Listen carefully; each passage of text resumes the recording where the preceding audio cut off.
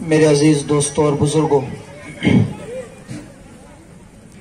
آج کا اس عاجز کا یہ تیسرا بیان ہے۔ کوشش کروں گا کہ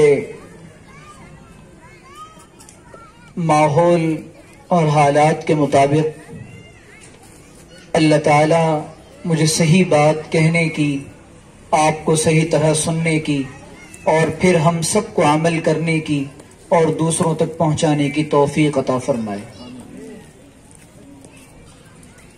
سب سے پہلے تو مجھے یہ جلسہ دیکھ کر اور یہاں کا انتظام دیکھ کر ماشاءاللہ بہت خوشی ہوئی۔ عام طور پہ میرا جلسوں میں جانے کا معمول نہیں ہے، میں اس طرح کے سٹیج والے جلسوں کو پسند نہیں کرتا اور نہیں جاتا۔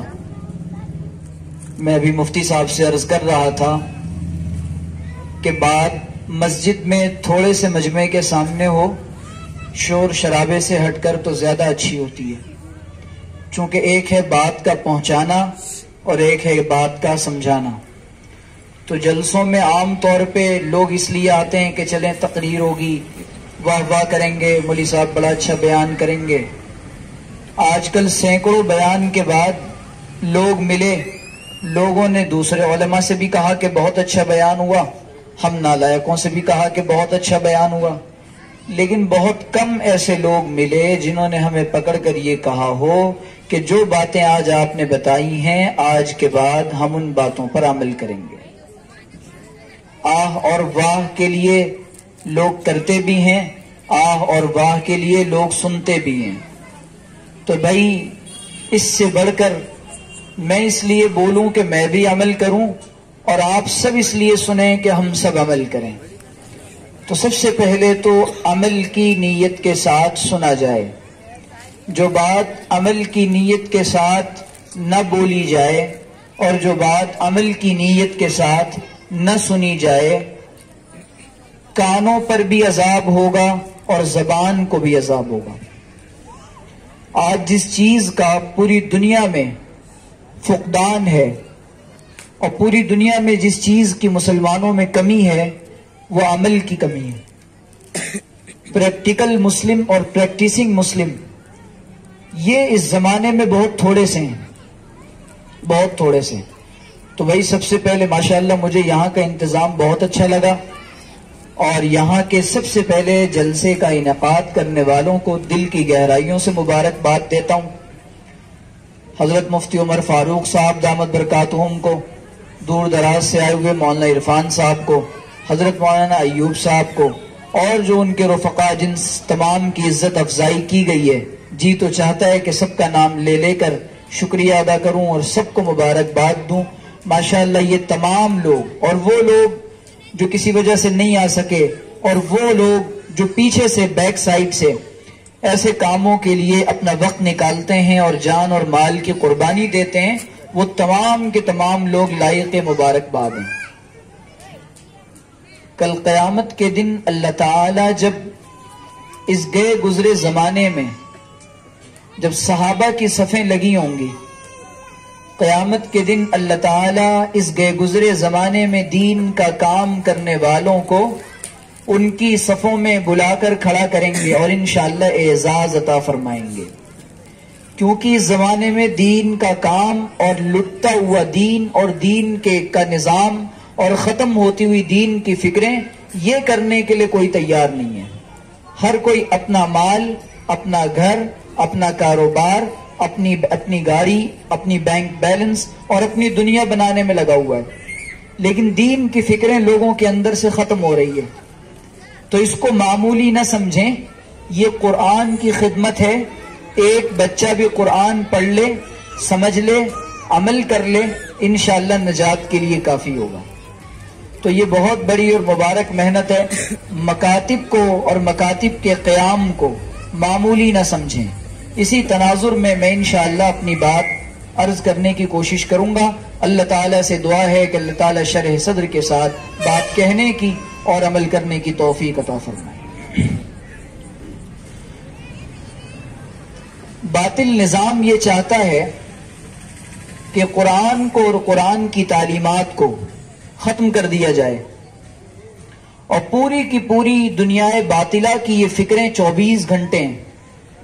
ان کی صلاحیتیں، ان کی ایبیلٹیز، ان کا مال اور ان کی افرادی قوتیں، ان کی ذہنی قوتیں، ان کی مادی قوتیں، وہ تمام کی تمام سارا دن وہ دو کام کر رہے ہیں. ایک تو یہ کہ ان کے مذہب کی ترویج اور اشاعت ہو، زیادہ سے زیادہ وہ اپنے مذہب کی تبلیغ کریں، اور اصل میں وہ مذہب کی تبلیغ نہیں چاہتے، وہ اپنے گندے اور بیکار اور تھرڈ کلاس کلچر کی تہذیب کی تبلیغ چاہتے ہیں. میری بات کو سمجھیے گا. اہل باطل وہ صرف یہ چاہتے ہیں کہ ان کی جو گھسی پٹی تہذیب ہے، وہ تہذیب جس نے انسانیت کو جینے کا مقام نہیں دیا، وہ تہذیب جس نے انسان سے اس کی زندگی کا حق چھینا، وہ تہذیب جس نے انسان کو انسانیت کے مقام سے گرایا، وہ تہذیب جس نے ماں کا مقام بھلوایا، وہ تہذیب جس نے باپ کو باپ نہ سمجھنے دیا، وہ تہذیب جس نے استاذ کو استاذ نہ رہنے دیا، وہ تہذیب جس نے استاذ اور شاگرد کے درمیان فرق کو ختم کر دیا، اور وہ تہذیب جس میں بیوی کی حیثیت ایک نوکرانی سے زیادہ کوئی اور نہیں، اور وہ تہذیب جس نے دنیا کے اندر فساد برپا کر دیا، اور وہ تہذیب جس نے آنے کے بعد عریانیت کو، فحاشی کو، ننگے پن کو عام کر دیا. سارا دن یہودیوں کی اور عیسائیوں کی یہ کوشش ہے کہ ہم اپنی تہذیب اور اپنے کلچر کو دنیا پر تھوپ دیں اور لاد دیں. ایسے میں اگر یہ محنت ہو رہی ہے کہ کچھ لوگ قرآن پڑھ لیں، کچھ لوگ دین سیکھ لیں، بچے قرآن پڑھنے والے بن جائیں، تو خدا کی قسم کل قیامت کے دن محمد عربی صلی اللہ علیہ وسلم ان محنتوں کے کرنے والوں کو اپنے پڑوس میں جگہ عطا فرمانے کی سفارش فرمائیں گے. اور جہاں پر حضرت عثمان غنی رضی اللہ تعالی عنہ جو خادم قرآن ہیں، حضرت عمر رضی اللہ تعالیٰ عنہ اور اصحاب ثلاثہ اور خلفائے راشدین اور خدام قرآن کھڑے ہوں گے اور قرآن کے لیے قربانیاں دینے والے کھڑے ہوں گے، انشاءاللہ کل قیامت کے دن ایسے یہ بچے اور ان کے اساتذہ اور یہ دین کی محنتیں کرنے والے بھی کھڑے ہوں گے. آج پوری دنیا میں ایک جنگ ہے، اور وہ جنگ ایمان اور مادیت کی ہے. پوری دنیا میں وہ جنگ اور وہ لڑائی اور وہ وار مٹیریلزم اور بیلیف اور عقیدے کی ہے، مادیت کی اور اسلام کی اور ایمان کی جنگ ہے.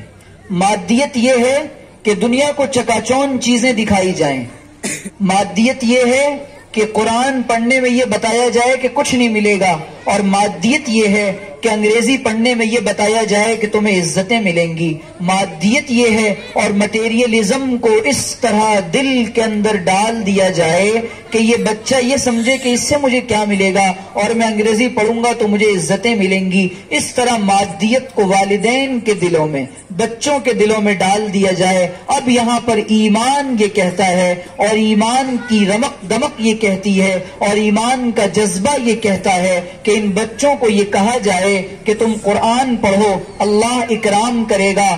اقرأ وربک الاکرم الذی علم بالقلم علم الانسان ما لم یعلم. تم پڑھو قرآن، اللہ کرے گا اکرام. اور جس قوم نے بھی، جس زمانے کے لوگوں نے بھی قرآن کو اپنے دلوں سے لگایا تھا اور اپنے سینوں میں بسایا تھا اور اپنی آنکھوں میں سجایا تھا اور اپنے وجود کا حصہ بنایا تھا اور اپنے سر کے بال سے لے کر پیر کے ناخن تک قرآن کی تعلیمات کو امپلیمنٹ کیا تھا، اس قوم کو اللہ تعالیٰ نے سرخروئی اور کامیابی عطا فرمائی تھی. اسی لیے اقبال مرحوم نے کہا تھا، وہ معزز تھے زمانے میں مسلمان ہو کر، وہ معزز تھے زمانے میں مسلمان ہو کر، اور ہم خوار ہوئے تاریک قرآن ہو کر. ہماری ذلتیں اسی لیے ہیں. اسی لیے شاہ ولی اللہ محدث دہلوی رحمۃ اللہ علیہ نے قرآن کے 4 یا 5 حقوق لکھے ہیں. حضرت شاہ صاحب نے لکھا ہے کہ قرآن کا سب سے پہلا حق تو یہ ہے اس کے الفاظ کو سیکھا جائے، اس کے الفاظ کو سیکھا جائے. آج ابھی میں ایک فکر اور دلاؤں گا آپ کو، اور دوسری بات یہ اس کے معانی کو سیکھا جائے. شاہ ولی اللہ صاحب رحمۃ اللہ علیہ نے لکھا ہے اور تیسری بات یہ کہ قرآن کے حق کو حق سمجھیں، اس کے حلال کو حلال سمجھیں، اس کے حرام کو حرام سمجھیں۔ چوتھی بات یہ کہ قرآن کے الفاظ کی، قرآن کے معانی کی، قرآن کی ٹرانسلیشن کو پوری انسانی برادری میں اور پوری مانوتا میں اور پوری ہیومینٹی کے لیے اور پوری انسانی برادری کو قرآن علی الاعلان پیش کیا جائے اور ان کو یہ کہا جائے قُلْ يَا أَهْلَ الْكِتَابِ تَعَالَوْا إِلَىٰ كَلِمَةٍ سَوَاءٍ بَيْنَنَا وَبَيْنَكُمْ آ جاؤ یہ ایک اللہ کا جھنڈا ہے اور یہ ایک اللہ کی رسی ہے، اس کے نیچے آ جاؤ، عزتیں، بلندیاں، کامیابیاں یہ کتاب دلائے گی۔ یہ 4 حقوق ہیں۔ تو ایک حق تو یہ ادا ہو رہا ہے ان بچوں کے ذریعے سے کہ یہ بچے ماشاءاللہ قرآن کے الفاظ کو سیکھ رہے ہیں، تجوید کے ساتھ پڑھ رہے ہیں۔ دوسرا حق، ایک سوال کرتا ہوں، اچھا یہ بچے سیکھ رہے ہیں، کیا والدین کی ذمہ داری نہیں بنتی ماں باپ کی کہ وہ بھی قرآن کو سیکھیں؟ کیا ہم پر یہ ذمہ داری عائد نہیں ہوتی کہ اللہ کے کلام کو ہم بھی سیکھیں اور اللہ کے کلام کو ہم بھی پڑھیں اور اللہ کے کلام کو ہم بھی سمجھیں؟ ان بچوں سے بالغ ہونے کے بعد سوال کیا جائے گا، لیکن ماں باپ بالغ ہونے کے بعد، اب ماں باپ جب ان کی عمر ڈھل رہی ہے، یہ سوال کی کنڈیشن میں اور سوال کے کٹگرے میں کھڑے ہو چکے ہیں۔ کل قیامت کے دن ان ماں باپ سے بھی سوال کیا جائے گا۔ بھلا قرآن سے نماز درست ہوتی ہے، آج ہماری نمازیں کیوں درست نہیں؟ سر کے اوپر سے نمازیں نہیں جا رہی ہیں، اللہ قبول نہیں کر رہا، کیونکہ قرآن جو نماز میں پڑھا جاتا ہے وہ قرآن درست نہیں ہے۔ ماشاءاللہ مفتی صاحب نے بتایا کہ بالغان کا اور بڑے لوگوں کا بھی قرآن کے سیکھنے کا اور پڑھنے کا یہاں پر نظام ہے اور نظم ہے، تو بہت بڑی بات ہے، اس کو غنیمت سمجھیں، اس کو غنیمت سمجھیں۔ حضور صلی اللہ علیہ وسلم نے عجیب روایت بیان فرمائی اور آپ نے فرمایا کہ لا يبقى الاسلام الا اسمه ولا يبقى القرآن الا رسمه۔ آپ نے فرمایا كما قال علیہ الصلوۃ والسلام، آپ نے فرمایا کہ اسلام کا صرف نام باقی رہ جائے گا۔ لوگ کہیں گے کہ میں مسلمان ہوں، I am proud to be I am a Muslim، میں اس بات پر فخر کرتا ہوں کہ میں مسلمان ہوں، مجھے اس بات پر فخر ہے کہ میرے پاس قرآن ہے، لیکن ان کو اسلام کی تعلیمات کا پتہ نہیں ہوگا، لیکن ان کو قرآن کی تعلیمات کا پتہ نہیں ہوگا۔ اب قرآن میں کیا کیا احکامات ہیں اس کا ہمیں پتہ نہیں۔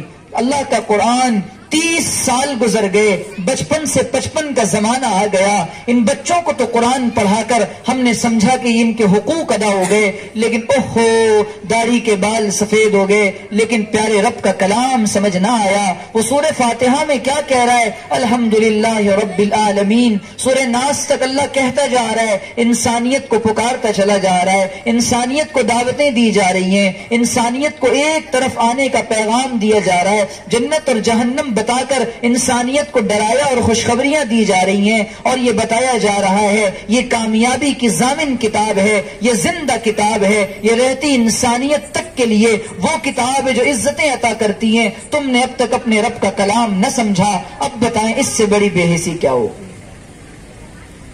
اس سے بڑی بے حسی کیا ہو؟ اب یہ جو جنگ چل رہی ہے، باطل یہ چاہتا ہے کہ پوری کی پوری اقوام مسلم کا اور پوری کی پوری مسلم امہ کا تعلق یہ قرآن سے کاٹ کر رکھ دیا جائے، اور اس کے لیے اتنے طریقے ایجاد کیے جا رہے ہیں۔ ہمارے یہاں مکاتب کا نظام بہت کمزور ہے، میری اس بات کو سمجھیے گا، میں بہت درد کے ساتھ بات کہہ رہا ہوں۔ ہمارے یہاں مکاتب کا نظام جتنا مضبوط ہونا چاہیے اتنا مضبوط نہیں ہے، اسی لیے جب ہم دیکھتے ہیں ایسے جلسوں کو، ہمارے اوپر لازم ہے ہم ان کی حوصلہ افزائی کریں، کیونکہ یہ قرآن کے ترویج و اشاعت اور قرآن کی بقا کی کوششیں کی جا رہی ہیں، اور یہ بچیاں جب قرآن پڑھ لیں گی اور یہ بچے جب قرآن پڑھ لیں گے، جب یہ بڑے ہو جائیں گے، اپنی نسلوں کو یہ کہیں گے کہ تم بھی قرآن پڑھو۔ تو اس طرح کا وار کیا گیا اور اس طرح کا حملہ کیا جا رہا ہے کہ باضابطہ یہ کوشش ہے یہود اور ہنود کی کہ نظام تعلیم وہ رائج کیا جائے کہ جس سے اسلام کی جو رمق دمک ہے وہ نکل جائے۔ الحمدللہ ان جلسوں میں ان بچوں کی تربیت بھی کی جاتی ہے، الحمدللہ ان جلسوں میں ان بچوں کو بتایا جاتا ہے کہ ماں باپ کے آداب کیا ہیں، الحمدللہ ان مکتبوں میں ان بچوں کو بتایا جاتا ہے کہ بیٹا اللہ کون ہے، رسول اللہ صلی اللہ علیہ وسلم کون ہے۔ اب آپ بتائیں کہ اگر یہ تربیت یہ جو مکتب والے کر رہے ہیں، مجھے معاف کریے گا اور بڑی معذرت کے ساتھ غالب اس تلخ نوائی سے رکھیو معاف. اسکولوں کے اندر نصاب تعلیم کے نام پر، کتابوں کے بوجھ کے نام پر شاید تعلیم دی جا رہی ہے، لیکن تربیت کا پہلو خالی ہے. اسکولوں کے اندر سے تربیت کا نام اور تربیت کا نشان ختم ہو چکا ہے. تربیت کیا چیز ہے؟ تربیت نام ہے عقائد و نظریات کی درستگی کا، تربیت نام ہے اخلاق و کردار کے درست ہونے کا، تربیت نام ہے مزاج زندگی کے درست ہونے کا، تربیت نام ہے ماں کو ماں اور باپ کو باپ سمجھانے کا، تربیت نام ہے چھوٹے اور بڑوں کے ادب کا، تربیت نام ہے زندگی کے پیچ و خم کو سمجھنے اور سمجھانے کا، تربیت نام ہے اس بچے کو یہ بتانے کا کہ خالق کائنات کوئی ہے، تربیت نام ہے اس کو محمد عربی سے جوڑنے کا، تربیت نام ہے اس کو معاشرت کا طریقہ سکھانے کا، تربیت نام ہے عبادات کی تعلیم کا، تربیت نام ہے معاملات کے درست کرانے کا. یہ ان تمام چیزوں کا نام تربیت ہے. اب بتائیں A to Z سے لے کر تربیت کا پہلو کہاں ہے؟ کتابوں کے بوجھ اور نظام تعلیم اور سلیبس سسٹم پر اور سلیبس کو اور ایجوکیشنل سسٹم کو اس طرح بنایا گیا کہ بچے تربیت یافتہ نہ بنے، وہ تعلیم یافتہ بن جائیں، انہیں پاکی ناپاکی کا خیال نہ ہو، انہیں ماں باپ کا ادب نہ ہو. یہ اسکولوں کی آج مروجہ نظام تعلیم کی یہ کوشش اور یہ محنت ہے. ان مدرسوں کے اندر، ان مکتبوں کے اندر یہ سکھایا جاتا ہے کہ بیٹا دیکھو کس کے کیا حقوق ہیں اور کس کے کیا حق ہیں، اس کا یہ حق ہے، بڑوں کا حق ایسا ہوتا ہے، دیکھو جب گھر میں جاؤ تو سلام کرو، بیٹا ماں باپ کو جواب نہ دینا. یہاں مکتبوں کے اندر تربیت کا نظام ہوتا ہے. آپ جانتے ہیں یہودیوں کے یہاں 2 نظام تعلیم ہیں. گوگل کریے گا 2 ایجوکیشنل سسٹم آف جیوز، آپ کو ملے گا کہ یہودیوں کے یہاں 2 نظام تعلیم ہیں، فارمل ایجوکیشنل سسٹم اور انفارمل ایجوکیشنل سسٹم. آپ دیکھیں گے مروجہ نظام تعلیم اور غیر مروجہ، رسمی نظام تعلیم اور غیر رسمی نظام تعلیم. جب آپ دیکھیں ان کے یہاں مروجہ نظام یہ ہے اور رسمی نظام یہ، بچہ چھوٹا ہوگا وہ بولنا سیکھے گا. یہودیوں کے یہاں 1 سال کا، 2 سال کا اور 3 سال کا، ان کے یہاں 7 سال کا بچہ اس کی رسمی نظام تعلیم کی اور ایسی ذہنی اور اخلاقی تربیت کی جاتی ہے، اس کے کیریکٹر کے اندر یہودیت کو ڈال دیا جاتا ہے. وہ بچہ بالغ ہونے سے پہلے اس کی عقل بلوغت کو پہنچ جاتی ہے اور وہ یہ سمجھ جاتا ہے کہ میں یہودی ہوں، آئی ایم اے جیوز، اور میں مسلمانوں کا دشمن ہوں، اور ہماری کتاب تورات ہے اور ہمارے نبی معزز ہیں اور ہمیں دنیا کے اندر قبضہ کرنا ہے اور اسرائیل ہماری حکومت ہے. اس بچے کو یہ بتا کر پکا ٹھکا یہودی بنا دیا جاتا ہے. ہمارے یہاں 7 سال کا بچہ مسلمان نہیں بن پاتا. وجہ اس کی یہ کہ ہمارے یہاں جو رسمی نظام تعلیم ہے اور مدرسوں کا نظام تعلیم ہے، مکاتب کا نظام تعلیم، وہ انتہائی کمزور ہے. کیسے بنائیں گے آپ مسلمان؟ ان کے ایمان کا مسئلہ ہے، یہ نیو جنریشن کے ایمان کا مسئلہ ہے. آج جو ارتداد کی آندھی چلی ہوئی ہے اور ایمان سے بچے ہاتھ دھو رہے ہیں. حضرت مفتی شعیب اللہ خان صاحب مفتاحی دامت برکاتہم کے خطبات پڑھ رہا تھا. حضرت نے فرمایا کہ میرے پاس ایک جاننے والے آ گئے اور روتے روتے بڑے حیران پریشان آئے. کہنے لگے حضرت غضب ہو گیا، حضرت غضب ہو گیا. کیا ہوا؟ میں نے اپنے بچے کو دیکھا، سڑک سے گزر رہا تھا، وہ ایک اسٹیچو کے سامنے اپنا سر ٹیک رہا ہے. تو حضرت نے کہا غضب تو اس وقت تو کم ہوا، تو نے غضب زیادہ ڈھایا ہے. اس غضب ڈھانے میں تیرا اور تیری بیوی کا کردار ہے. کانوینٹ کی تعلیم سے آپ کیا سمجھتے ہیں وہ بچہ اللہ والا بنے گا؟ کانوینٹ کی صرف اور صرف کانوینٹ کی تعلیم سے آپ یہ سمجھتے ہیں وہ بچہ نیک بنے گا؟ یہ خواب ہے، یہ خیال ہے، یہ دھوکہ ہے. ہم نے سوچا تھا کہ لائے گی فراغت تعلیم، اسی لیے اکبر الہ آبادی نے بڑے درد سے کہا تھا ہم نے سوچا تھا کہ لائے گی فراغت تعلیم، کیا خبر تھی کہ چلا آئے گا الہاد بھی ساتھ، کیا خبر تھی کہ چلا آئے گا الہاد بھی ساتھ. ان بچوں کو جب پکڑ کے پوچھا کہ بیٹا تم نے یہ کیوں کیا، تو تو اس بچے نے کہا کہ بھائی بات یہ ہے، مجھے تو روزانہ اسکول میں یہ کہا جاتا ہے کہ تمہیں میری کے سامنے اور جیزس کرائسٹ کے سامنے تمہیں کھڑے ہو کر روزانہ اسی طریقے سے ہاتھ جوڑنا ہے، ان کی پرارتھنا کرنی ہے، ان سے دعا کرنی ہے، وہ گاڈ ہیں اور وہ گاڈ کے رشتہ دار ہیں، اس لیے تمہیں ان سے مانگنا پڑے گا۔ اب بتائیں کہ وہ بچہ جس طریقے سے اس کی ذہنی نشو و نما ہو رہی ہے اور جس طریقے سے اس کا ذہنی ارتقاء ہو رہا ہے، وہ بچہ ایمان والا بن رہا ہے یا غیر ایمان والا بن رہا ہے؟ علامہ اقبال رحمۃ اللہ علیہ کسی ملک میں بیٹھے ہوئے تھے، میں اپنے اکابر کے سامنے، اپنے بڑوں اور بزرگوں کے سامنے اپنی طالب علمانہ گزارشات اور اپنے درد دل رکھ رہا ہوں، خدا کرے کچھ تو سمجھے کوئی۔ حضرت علامہ اقبال رحمۃ اللہ علیہ کسی باغ میں کسی ملک میں بیٹھے ہوئے تھے، انہوں نے دیکھا کہ چند بچے کھیل رہے ہیں، تو ایک بچے کو بلایا، وہ بیٹھا پڑھ رہا تھا، تو بچے کو بلایا کہ بیٹا تم کھیلتے نہیں ہو؟ وہ بچہ کہنے لگا کہ سر میں جیوز ہوں، میں یہودی ہوں، ہماری تعداد دنیا میں بہت تھوڑی سی ہے، ہم دنیا میں بڑے کمزور ہیں، میرے ماں باپ نے مجھے پڑھائی کے لیے پیدا کیا ہے اور میرا ایک ویژن اور ایک مقصد طے ہے، میں آگے بڑھنا چاہتا ہوں، اس لیے اگر میں کھیل کود میں اپنا وقت ضائع کر دوں گا، میری قوم پہلے ہی بڑی کمزور ہے، بتاؤ ہم آگے کیسے بڑھیں گے؟ کوئی میرے قوم کے نونہالوں کو سمجھائے، کوئی میری قوم کے بچوں کو بتائے کہ اے قوم کے نونہالوں، اے قوم کے پیارے بیٹوں، اے صلاح الدین ایوبی اور اے فاتح بیت المقدس کے جاننے اور ماننے والوں، اے طارق بن زیاد کا نام لینے والوں، اے محمد بن فاتح کا کلمہ نام کا نام جاننے والوں، سنو سنو، تمہاری قوم بھی اس وقت بڑی ذلتوں اور بڑی کمزوریوں میں پڑی ہے، اپنا مشن، اپنا ویژن، اپنا ہدف اور اپنا ایک آگے کا ٹارگٹ بناؤ اور اپنی قوم کا نام روشن کرو۔ یہ بچے ایمان سے بھی ہاتھ دھو بیٹھتے ہیں اس تعلیم کے نتیجے میں، اسی لیے اور اس کی وجہ یہ ہوتی ہے کہ ماں باپ اسکولوں کے انتخاب میں اور اسکولز کے سلیکشن میں وہ بہت بڑی غلطی کرتے ہیں، وہ دہریوں کے ہاتھ میں اپنے بچوں کو جا کر دے دیتے ہیں، لو ہم نے انہیں جہنم کی بھٹی میں ڈال دیا، ماں بھی غافل، باپ بھی غافل۔ اسی لیے کسی کہنے والے نے کہا ہے، بو کہاں سے آئے طفل میں والدین کے اتوار کی، دودھ ہے ڈبے کا اور تعلیم ہے سرکار کی۔ کیا خبر، یہ کیا حال ہے، یہ بچے کہاں جا رہے ہیں؟ ان بچوں کو کون بتائے گا کہ بیٹا ایمان کیا ہے؟ ان بچوں کو جب ہمارے بچے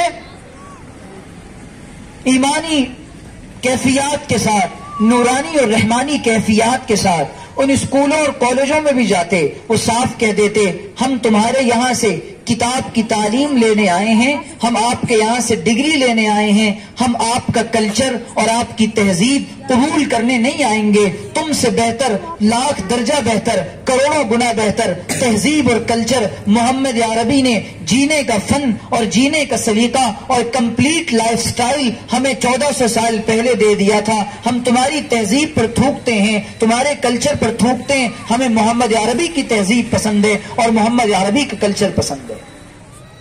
اور میں آپ سے صاف طور پہ عرض کر دوں، کوشش یہ کی جا رہی ہے ان بچوں کے ایمان کو کسی طرح لوٹ لیا جائے۔ ایک چھوٹے سے بچے کو ہمارے ایک عزیز نے بلایا جو انگریزی اسکول میں پڑھتا تھا، میں انگریزی تعلیم کا مخالف نہیں ہوں، لیکن ان بچوں کو پہلے مسلمان تو بناؤ، ورنہ ان کے ایمان کا سودا ہو چکا ہوگا اور ہمیں پتہ بھی نہ ہوگا، پھر یہ بچہ کہے گا پاپا یہ آپ کیا تقیہ نوسی باتیں کرتے رہتے ہیں، ممی آپ یہ کیا باتیں کرتی رہتی ہیں، وہ زمانہ بڑا دور چلا گیا۔ اس بچے کو پاس بیٹھا کر بٹھاؤ اور کہو کہ میرے لال، میرے بیٹے، زمانہ لاکھ دور چلا جائے، محمد عربی کی تعلیمات زندہ رہیں گی، قرآن زندہ کتاب ہے اور رہتی انسانیت تک کے لیے رہنما کتاب ہے۔ جب اس کو یہ نہیں بتایا جائے گا وہ بچہ بک جائے گا، وہ بچہ لٹ جائے گا اور وہ صرف وہ قیامت کے دن جا کر اپنے والدین پر یہ دعویٰ کرے گا میرے والدین قصوروار ہیں جنہوں نے مجھے یہ نہیں بتایا تھا کہ صحیح کیا ہے اور غلط کیا ہے۔ تو جو میری پردہ نشین مائیں اور بہنیں سمجھ رہی ہیں، آپ جانتے ہیں کہ ماؤں کے جذبات جب اچھے بنتے ہیں تب اللہ قبول کیا کرتا ہے، تب اولیاء پیدا ہوتے ہیں۔ ہم اپنے جذبات کو نہ بدلیں اور یہ سمجھیں کہ اللہ ہماری نسلوں کو اور ہمارے بچوں کو قبول فرما لے، ایسا ہرگز نہیں ہو سکتا، یہ خدا کا قانون نہیں ہے۔ حضرت مولانا مفکر اسلام علی میاں ندوی رحمۃ اللہ علیہ نے اپنی ماں کو خط لکھا تھا کہ اماں میں ڈاکٹر بننا چاہتا ہوں. قربان جائیں اس ماں پر اور اس ماں کی عظمتوں پر.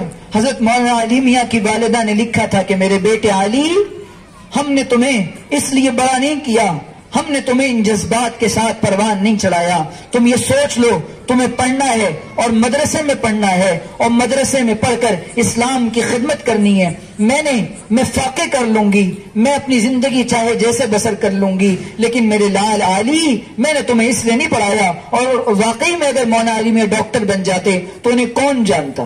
میں آپ کو بتاتا چلوں کہ مولانا علی میاں ندوی رحمۃ اللہ علیہ کی وہ شخصیت ہے، جب یہ بچہ بنا اور اللہ والا بنا اور عالم ربانی بنا، یہ دوسرے ملکوں کے سفر پر گئے. ہمارے ملک کے وزیر اعظم کسی ملک کے سفر پر جاتے ہیں، اس ملک کا وزیر اعظم اس ملک کے وزیر اعظم سے کہتا ہے او ہو اچھا آپ اس ملک سے آئے ہو جہاں کا مفکر اسلام مولانا ابو الحسن علی ندوی ہے. جب ماؤں کی قربانیاں اور ماؤں کے جذبات لگتے ہیں تب جا کر بچے بنتے ہیں. آج اسکولوں کے لیے تو بڑے شوق سے مائیں بھی بھیج رہی ہیں، بیٹے جلدی کرو اسکول کی بس مس نہ ہو جائے، لیکن مکتب میں پھٹے حال بھیج دیا اور اس کے جذبات کو نہ بنایا. اس کو یہ نہ سمجھا کہ دیکھو، اس بچے سے یہ بھی نہ پوچھا کہ بھائی آخر تم نے کیا پڑھا اور کیا پڑھتے ہو، کچھ ہمیں بھی تو سناؤ. اس کی حوصلہ افزائی نہ کی تو کہاں سے پھر وہ بچے اللہ والے اور نیک بنیں گے اور انقلاب کہاں سے آئے گا. یہ جو بچے بیٹھے ہیں مکتب کے بچے، یہ مکتب کے بچے انشاءاللہ ان مکتبوں کا فائدہ. اسی لیے حضرت اقدس شیخ الحدیث مولانا محمد زکریا کاندھلوی رحمۃ اللہ علیہ فرماتے تھے کہ میرے نزدیک بخاری کی تعلیم سے زیادہ مکتب کی تعلیم ضروری ہے. جب ہم نے یہ بات سنی تو حیران رہ گئے، حضرت یہ کیوں فرماتے ہیں؟ کہتے ہیں بخاری پڑھنے والا تو بخاری تک چلا گیا، لیکن وہ بخاری تک اس لیے گیا کیونکہ اس کو یہ بتایا گیا کہ بخاری ایک اللہ کے رسول کی مقدس کتاب ہے اور حضور کی احادیث ہیں. اگر اس کا ذہن بچپن میں خراب کر دیا جاتا تو بچہ بخاری پڑھنے کے لیے راضی نہ ہوتا. اللہ اکبر کبیرہ، اللہ اکبر کبیرہ. اور میں آپ کو کیا سناؤں. تو اس لیے آج یہ جنگ چل رہی ہے. ایک طرف جنگ ہے کہ اسلام کے جتنے قلعے سری لنکا کے اندر مسجدوں پر اور مکتبوں پر پابندی کی بات کی جا رہی ہے اور دیگر دوسرے کام کیے جا رہے ہیں، لیکن یہاں مسجدوں میں کیا ہوتا ہے، ان بچوں کو سوسائٹی میں رہنے کا طریقہ سکھایا جاتا ہے کہ سوسائٹی میں کیسے رہتے ہیں اور سوسائٹی میں ایک دوسرے کا آدر اور سمان کیسے کیا جاتا ہے اور ایک دوسرے کو عزت کیسے دی جاتی ہے. آپ دیکھیں اور ان بچوں کی زبان اور ان بچوں کی گفتگو اتنی میٹھی اور شیریں ہو جاتی ہے کہ سننے والا کہتا ہے کہ ان کا استاذ کون ہے، پتہ لگاؤ.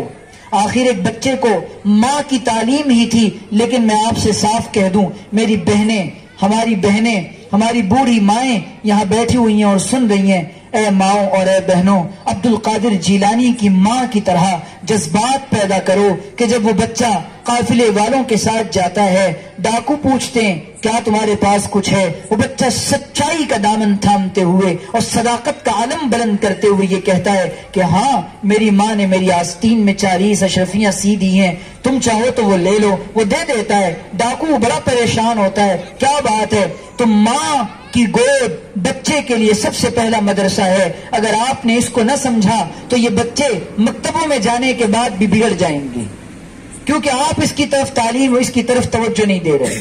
میں ایک اسکول اور کالج کے ذمہ دار کے پاس گیا. میں نے ان سے کہا کہ بھائی کیا بات ہے کہ یہ آپ کے یہاں اتنا زیادہ boy friend girl friend system اور کلچر عام ہو رہا ہے، تو اس کو روکنے کی کچھ کوشش تو کریں. تو وہ کہنے لگے کہ بھائی مفتی صاحب ہم کیا کریں، یہ بچے تو اسکولوں سے بگڑ کے آ رہے ہیں، چھوٹے چھوٹے بچے اسکولوں کے وہ بگڑ جا رہے ہیں، چھوٹے چھوٹے بچے. اور پھر وہ کہنے لگے کہ ایک بات بتائیں، بچہ 18 گھنٹے گھر میں رہتا ہے، 6 گھنٹے مدرسے میں رہتا ہے، اب 6 گھنٹے اسکول اور کالج میں رہتا ہے. اب بتائیں کہ 18 گھنٹے اگر وہ گھر میں رہتا ہے تو گھر والوں کی ذمہ داری زیادہ ہے یا مکتب والوں کی ذمہ داری زیادہ ہے؟ اے ماؤں اور اے بیٹیوں اور یہاں پر موجود اس مکتب کے اندر پڑھنے والے بچوں کے پیرنٹس اور گارجینز، آپ مبارکباد دیجئے ان مکتبوں کے چلانے والوں کو جو 1 گھنٹے کی بنیاد پر روزانہ آپ کے بچوں کو بچہ بنا کر دے رہے ہیں. ورنہ آج کل تعلیم اور ایجوکیشن ایسا بنایا گیا، اور ایجوکیشن اسی لیے ہر زبان کا اپنا ایک اثر ہوتا ہے، ہر چیز کی اپنی ایک تاثیر ہوتی ہے. ہر چیز کی اپنے ایک انسپریشن ہوتی ہے. تو جب وہ چیز اس کے اوپر پڑتی ہے تو بچے کے اندر پھر ویسی جذبات اور ویسی پرائرٹیز جنم لیتی ہیں اور ویسی ترجیحات اس کے اندر آتی ہیں. جب وہ صرف انگلش اور انگلش اور انگلش اور انگلش، تو اس کے اندر تکبر کا اور ترفع اور تعلی کا مزاج پیدا ہوتا ہے کہ جب میں اب انگریزی بولنا جان گیا، اور وہ نہ ماں کو ماں سمجھتا ہے نہ باپ کو باپ سمجھتا ہے. اسی لیے سنا ہے وہاں ہوگی بولی عرب کی، مگر ہم نے سیکھی ہے انگلش غضب کی. مگر ہم نے سیکھی ہے انگلش غضب کی. ان بچوں کو بتاؤ کہ بیٹا یہ عربی زبان یہ قرآن کی زبان ہے. آپ کو معلوم ہے کہ پہلے ہمارے ملک کے اندر، آپ یہاں کے برادران وطن بھی میری بات سن رہے ہیں، میرے نان مسلم بھائی بھی میری بات سن رہے ہیں، پہلے ہمارے ملک میں مدرسوں کے اندر مولوی حضرات پڑھاتے تھے. مسلمان بھی پڑھتے تھے، غیر مسلم بھی پڑھتے تھے، مسلمان بھی پڑھتے تھے، نان مسلم بھی پڑھتے تھے. اور سنسکرت کی تعلیم پنڈت جی دیا کرتے تھے، اور مدرسوں کی اور اردو کی تعلیم، اور اس ملک کے اندر اردو اور عربی کا پڑھنا کمپلسری مانا جاتا تھا. آج بھی اس زمانے کے اندر ہمارے ملک کے وزیر راج ناتھ سنگھ جی، انہوں نے بھی مدرسے کے مولانا صاحب سے اردو اور فارسی پڑھی ہے. اور کئی سارے فلم ایکٹرز جن کا میں نام لے سکتا ہوں، مثال کے طور پہ میں آپ کو بتاتا چلوں دھرمیندر، اور میں آپ کو بتاتا چلوں راجندر کمار، اور یہ تمام لوگ جو پرانے ایکٹرز تھے، ان سب نے مدرسوں کے مولوی حضرات سے اردو پڑھی تھی. کیوں؟ ان کو معلوم تھا کہ یہ جو زبان سکھائیں گے، یہ جو تربیت سکھائیں گے، یہ ہمیں جینے کا فن اور جینے کا طریقہ سکھائیں گے.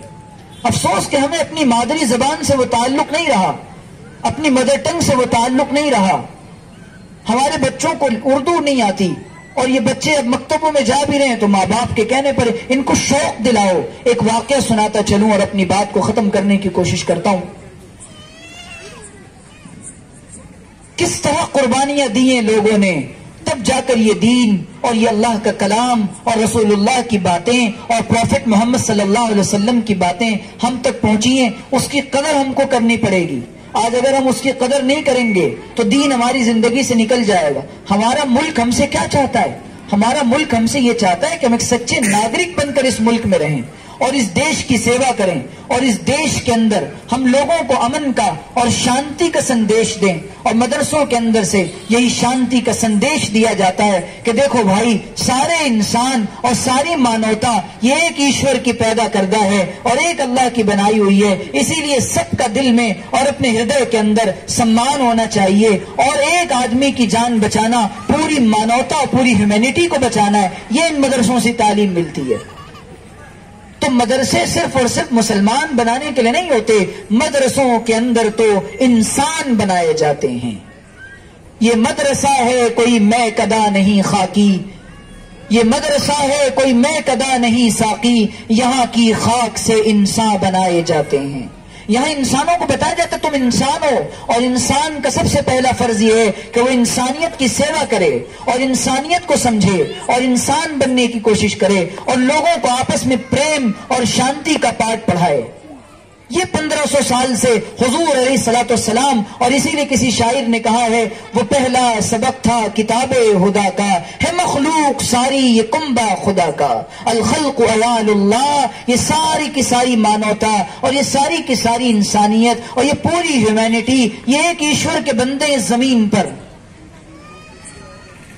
تو اس وجہ سے سب سے پریم ہونا چاہیے، آپس میں بھائی چارہ ہونا چاہیے. یہ مدرسوں کی تعلیم ہے، اور شانتی کے سندیش کو پورے برہمانڈ میں اور پورے سنسار میں عام کرنا چاہیے. تو میں عرض کر دوں کتنی مشکلوں سے، دقتوں سے اور کتنے سنکٹوں کو برداشت کرنے کے بعد یہ دین اور یہ اسلام ہم تک پہنچا ہے. آج ہم اس کو سینے سے نہیں لگا رہے. کتابوں میں واقعہ لکھا ہے، ایک اللہ کا بندہ تھا، اس کے یہاں اولاد پیدا ہوئی، افریقہ کے جنگلوں میں رہنے والا. امام مالک رحمت اللہ علیہ کا زمانہ ہے، 2 صدی ہجری بالکل شروع ہوتی ہے. امام مالک کا درس مدینہ المنورہ میں مقبول ہے. آپ وہاں پر بیٹھ کر ہزاروں لوگوں کو درس دیتے ہیں اور لیکچر دیتے ہیں حدیث کا. اور حال یہ تھا کہ دور دراز سے ملکوں سے سفر کر کر کے لوگ آتے ہیں. سنیے گا اور دل کے کانوں سے سنیے گا اور یہ ارادہ کر لیجئے گا کہ ہم بھی انشاءاللہ اسی طریقے سے اس دین کو، دین کے نظام کو، دین کے کام کو، دین کے ویژن کو اس اپنے اندر بھی اپنائیں گے. اور جب کسی انسان کے اندر دین آتا ہے تو صحیح معنوں میں انسان بن جاتا ہے، اس کے دل میں مانوتا کے لیے پریم پیدا ہو جاتا ہے. آج جو انسان صحیح معنوں میں اپنے ایشور کو نہیں جانتا اور اپنے بنانے والے اور اپنے کریٹر کو نہیں جانتا، وہ مانوتا سے پریم نہیں کر سکتا. تو میں آپ کو بتا دوں کہ حضرت عمر رحمت اللہ علیہ، یہ مالک، حضرت امام مالک رحمت اللہ علیہ کے یہاں ان کے حلقے درس میں آنا چاہتے تھے. ابھی پیدا ہوئے، باپ اور ماں نے مشورہ کیا ہے، افریقہ کے جنگلوں میں رہنے والے ہیں، افریقہ کے جنگلوں میں رہنے والے ہیں. یہ امام مالک کا بڑی مقبولیت ہے. اب کیا کریں؟ باپ کہتا ہے کہ بھائی ہم نے تو ارادہ کیا تھا بچہ پیدا ہوگا، تو امام مالک بڑے مقبول اور بڑے پرسدھ ہیں، ان کا درس بہت مقبول، ہم وہاں بھیجیں گے. ماں نے کہا اچھا کیسے بھیجیں گے، ہمارے پاس پیسے تو نہیں ہے نا، آخر کیا کریں، اپنے بچے کو وہاں کیسے بھیجیں گے، یہ بڑا ہو جائے گا، پیسوں کا تو انتظام کرنا پڑے گا. باپ نے کہا کہ ہمارے پاس 2 مکانات ہیں، 2 گھر ہیں، ہم ایک کو اپنے بچے کو تعلیم دلوانے کے لیے، ایک بچے کو اپنے کو تعلیم دلوانے کے لیے اس کو ہم بھیج دیں گے کہ ایک مکان بکے تو بکے، لیکن بچہ تعلیم یافتہ بننا چاہیے تاکہ وہ مدینہ میں جائے اور مدینہ کا نور اور امام مالک کے درس کے برکات اور فوائد اور فیوز وہاں سے لے کر آ کر افریقہ میں پھیلائے. بچہ بڑھتا گیا، 7 سال کا ہو گیا. 7 سال میں حضرت امام مالک رحمت اللہ علیہ کے درس میں اب ماں اور باپ دونوں نے اپنے بیٹے کو بھیجنے کی تیاری کر لی، کچھ توشہ اور چیزیں دے دیں. اور اس کے بعد امام قافلہ جا رہا تھا افریقہ سے مدینہ، میلوں کا سفر ہے، کئی ہزار کلومیٹر کا سفر ہے، افریقہ کے جنگل سے جانا ہے. جب امام مالک کے درس میں پہنچے ہیں تو ان کے خادم سے کہا کہ میں امام مالک سے ملنا چاہتا ہوں اور ان کے درس میں بیٹھنا چاہتا ہوں. تو خادم نے کہا کہ اچھا، لے کر گئے امام مالک کے پاس. امام مالک نے کہا کہ بیٹا کہاں سے آئے ہو؟ کہنے لگا افریقہ سے آیا ہوں. اس زمانے میں رواج یہ تھا اور مزاج یہ تھا کہ پہلے کچھ پڑھ کر آؤ، پھر جا کر بڑے حلقے درس میں اور کسی بڑے امام کے درس میں شامل ہو، ورنہ پھر باتیں سمجھ میں نہیں آئیں گی. تو وہ بچہ پڑھا لکھا بھی نہیں تھا، اس نے کچھ بھی پڑھنا لکھنا نہیں سیکھا تھا، اپنی مادری زبان اور چند باتیں وہ جانتا تھا، اپنے علاقے سے آ گیا. امام مالک کے سامنے پیش کیا گیا تو انہوں نے کہا بیٹا مجھ کو سناؤ، انت حدثنی.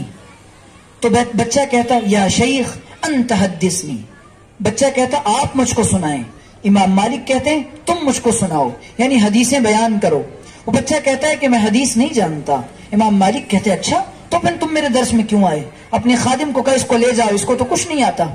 ان کا خادم غصے میں لے گیا اور اس کے بعد غالباً 1 یا 2 اس کو جھاپڑ لگا دیا یا 1 آدھ 2 چھڑی سے مار دیا اور دور کر دیا. وہ بچہ روتا رہا. بالآخر خادم کو رحم آیا، اس نے پوچھا کیا بات ہے بیٹا تم رو کیوں رہے ہو؟ کہنے لگا کہ میں بڑی دور سے آیا ہوں، افریقہ سے آیا ہوں. میرے ماں باپ نے، ان کے پاس 2 مکان تھا، انہوں نے 1 مکان صرف اور صرف میری تعلیم کے لیے بیچ دیا ہے، اور اگر اب میں یہاں سے واپس جاؤں گا ان کی قربانی رائے گاہ چلی جائے گی، اور میرے لیے جو انہوں نے قربانی دی ہے اور جو اپنا مکان بیچا ہے وہ سمجھیں گے کہ آخر کیا ہوا، میرے بچے کو قبول نہ کیا گیا، ہمارے اخلاص میں کیا کمی تھی، ان کے جذبات نہ جانے کیا بن جائیں. اب میں اتنے دور دراز سے آیا ہوں، میں بہت غریب و بھوکا پیاسا بچہ ہوں، میں صرف اس لیے آیا ہوں کچھ دین سیکھ لوں اور نبی کی باتیں سن لوں. وہ بچے کو لے کر خادم امام مالک کے پاس گیا، وہ رونا بند نہیں کرتا.